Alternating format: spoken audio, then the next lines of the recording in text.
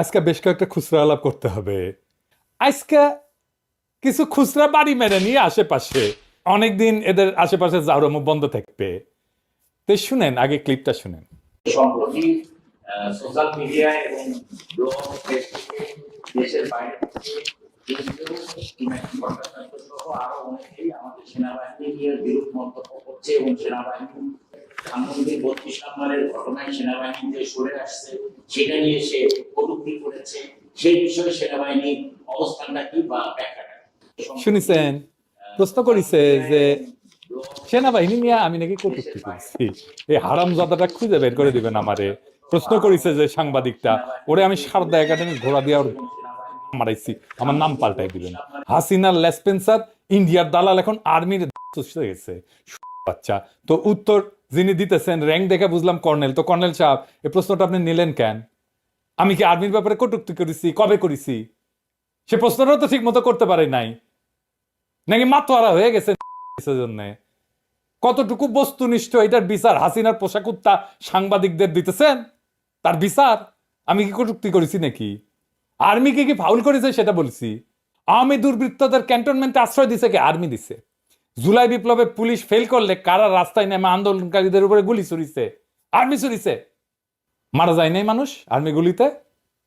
জাতিসংঘের অনুমোদন ছাড়া জাতিসংঘের আর্মার্ড ভেহিকেল, জাতিসংঘের লোগো নিয়ে মাঠে নামাইছিল কে আন্দোলন দমানোর জন্য? আর্মি নামাইছিল। জাতিসংঘের দাবরানি খেয়ে তখন সরি কইছিলেন, মনে নাই? কারা মিলিটারি ড্রোন উড়ায় পুলিশকে বিক্ষোভকারীদের অবস্থান জানাইছে? আর্মি জানাইছে। তারপরে ওইখানে পুলিশ যা পাখির মতো মারছে আমাদের রাজপথের বন্ধুদেরকে। কারা 5ই আগস্ট ইন্ডিয়ান আর্মি চিফের সাথে সারাক্ষণ কথা বলিছে? আর্মি চিফ বলিছে, ওয়াকার বলিছে। আয়নাঘর বানাইছে কারা? ডিজিএফআই বানাইছে। ডিজিএফআই তো আর্মির নাকি? কারা বিক্ষোভ দমনে সাফল্য দাবি করে হাসিনা সাফাই গাইছে? আর্মি গাইছে। আরো অনেকেই গাইছে, কিন্তু আর্মিও গাইছে। কারা ছাত্র জনতার উপরে গুলি ছোড়ার প্রমাণ থাকার পরেও সেই আর্মি অফিসারকে চাকুরিতে বহাল রাখছে? কে রাখছে? আর্মি রাখছে, ওয়াকার রাখছে। কার নিরাপত্তা হেফাজত থেকে জেনারেল মুজিব পালাইছে? আর্মির নিরাপত্তা হেফাজত থেকে জেনারেল মুজিব পালাইছে। ব্লক রেডে পুলিশের সাথে কারা ছিল? আর্মি ছিল। সৈনিক আর জুনিয়র অফিসাররা গুলি ছুটতে অস্বীকার না করলে এই আর্মি হাসিনারে রক্ষা করত। তখন আপা আপা করতেন সবাই মিলে। জানি তো পারতেন কিনা রক্ষা করে সামলাইতে পারতেন কিনা সেটা পরের আলাপ। তা আপনার তো এই প্রশ্নে উড়াই দেওয়া উচিত ছিল। শুনেন, ওয়াকার সাহেবরা যারা বাঁচাইতে আসতেছে তারা বাঁচাইতে পারবে না। যা যা বললাম উপরে, আগে যা যা কইছি সেগুলো সব সুপিরিয়র রেসপন্সিবিলিটি গ্রহণ করতে হবে ওয়াকার সাহেবকে। কোনো মাপ নাই। ওয়াকার সাহেব যদি বিপ্লবোত্তর সরকারের পূর্ণ আনুগত্য প্রকাশ করে কাজ করত, মাপ পাইতো। সেটা করেন নাই উনি। এইটার কনসিকুয়েন্স আছে কর্নেল সাহেব। ভবিষ্যতে দাবরানি এই সাংবাদিকদের আপনি দিবেন, নয়তো আমার দাবরানি খাবেন আপনি। আর্মি থেকে ডরে প্যান ভিজায় ফেলার দিন শেষ, বুঝছাও? পিনাকি কাউরে এইটা এটা ফাউল করবেন, 14টা গালি খাবেন। হাসিনার আমলে কি করছেন ওই সবাই মিলে ওইটা আমল নামা তো টানি দেই নাই। এখন কিছু কই না, কিছুদিন মাপ রাখিছি, প্রোটেক্টও করবো তোমাকে যখন ধরে তখনও প্রোটেক্ট করি, কিন্তু যখন প্রোটেক্ট করার মরাল বা নৈতিক দায় অনুভব করব না, সেদিন এটার হিসাব আমি বরাবর করব তোমার সাথেই। আর প্রথম আলো ডেইলি স্টার ওই দিনের পিটানির আমি বদলা নেব যদি বাইসা থাকি। এটা আমি আগেই কয়ে রাখলাম। আর একটা জিনিস দেখাই, দেখেন তো চিনতে পারেন কিনা। জি, এটা খালেদা জিয়া আর হাতে পেট্রোল বোমা। মঙ্গল শোভাযাত্রার ছাতার নিচে পলিটিক্যাল প্রজেক্ট। গোলাম মুর্তজা বলে উস্কানি, বলে তারা যা ইচ্ছা গাইবে, হারামজাদা আওয়ামী ন্যারেটিভ নিয়ে আসবে, চারুকলার ছায়ানট আমরা সেটা হইতে দেব। আর গোলাম মুর্তজা তুই তুই নিরাপত্তা দিতে পারবি? আমরা বলছি কথা বলে নিতে হবে। অন্যায় হয়ে গেছে খুব। আমি পোস্টানোর পরে সে আবার উইটা পোস্টাইছে, দেখেছেন? উঠে আবার কমেন্ট বক্সে সমত জানাইতেছে আওয়ামী লীগাররা এসে। এডিটর সাহেব দেখেন তো হুমায়ুন কবিরের কমেন্টটা দেখেন না? দেশ নাকি 5 থেকে 7% জঙ্গি চালাইতেছে। তাহলে তো এই হারামজাদা গোলাম মুর্তজা জঙ্গি রে। চা এই হুমায়ুন কবিরের ফ্রেন্ড লিস্ট দেখেন, সব আওয়ামী লীগার, মার্কা মারা আওয়ামী লীগার। জয়দেব নন্দী আছে যুবলীগের, দেখেছেন? আর গোলাম মুর্তজা তার ফ্রেন্ড, আওয়ামী লীগারদের সাথে মেতাকার করে। এই সাংবাদিকতা ছিল আওয়ামী ট্রেনিং সেন্টার হিস্টোরিক্যালি। ওই দিক থেকে সব আওয়ামী লীগের জাউরাগুলো জন্ম নিয়েছে। সে মানিক মিয়া থেকে শুরু, শেখ মুনি সাংবাদিক ছিল, ওবায়দুল কাদের সাংবাদিক ছিল, এই যে সুপ্পু ও সাংবাদিক ছিল। আর 111 ঘটায় প্রথম আলো ডেইলি স্টারের সাংবাদিকদের ইগো আকাশে উঠিছে। বাংলাদেশ এমন একটা উদ্ভট দেশ হয়েছে, বিন্দুমাত্র সমাজ রাজনীতি সম্পর্কে ধারণা ছাড়া জাতির বিবেক সাইজা বসে। আর লেখাপড়ার কথা কইলাম না, রেজাল্টের কথা কইলাম না। বিলো দ্য বেল্ট খেলা হবে, সব জানে তারা, শুধু সাংবাদিকতাটা ছাড়া। সংবাদপত্রের প্যানপ্যানানি কলাম না বিপ্লব। আমরা যদি সত্যি গ্যাঞ্জাম করতে চাই, গোলাম মুর্তজাকে তুই কি স্ট্যাটাস দিয়ে আমাদের থামাইতে পারবি? আমরা যদি 1.5-2 মাস অবিরাম ক্যাম্পেইন চালাই, খায়া না খায়া, গোলাম মুর্তজার দিল্লি স্টার ঠেকাইতে পারবি? একটা পলিটিক্যাল প্রোগ্রামকে সহিংসতার দিকে ঠেলে দেয় কারা? এরা সেকুলাররা, এই যে দিল্লি স্টার পন্দের আলো, এরা বেকুব সেকুলাররা, এদের প্রগতিশীল কারের। আমি বলি না বাঙ্গু সেকুলাররা 14 জেনারেশনের জাউরা, এইটা সাহেব অনেকদিন সিল মারি নাই, এরা দেন না, জাউরা সিল মেরে দেন আরো একখান মারেন, আবার বলে এসব করলে নাকি আওয়ামী লীগ ফিরে আসবে।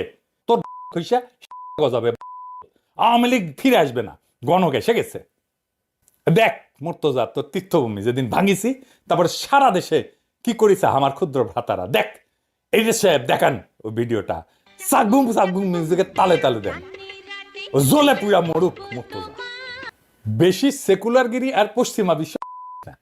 ওই রমনার বটমূলে চাকভুম বাঁচামো আর গরু ফেলায় জবে দেমু, 27টা পাবলিক রে, এগুলো বুঝাও না, পাবলিক সাথে এদের কথায়। এরা ভাবে 2000 লাইক পেয়েছে ফেসবুকে, একটা স্ট্যাটাস মেরা মহাতালে বড় হয়ে গেছে। মাউদ ভাই দিছিল বাম্বু, তাও সোজা হয় নাই। গিরগিটি সাংবাদিকতা লিখেছিল না, কুত্তার লেস তো সোজা হবে না। এরা মাইরে সোজা, যেটা আলাপ কইরা সেটেল করা যায় সেটা সে ফিজিক্যাল কনফ্লিক্টে নিয়ে যায়, এ ভবর মতো, বুঝছেন? তারপর দেখাবে যে বাংলাদেশ জঙ্গি হয়ে গেছে। আরে ফিজিক্যাল কনফ্লিক্টে গেলে পারবি না তো, তুই দিকে টানিস কেন?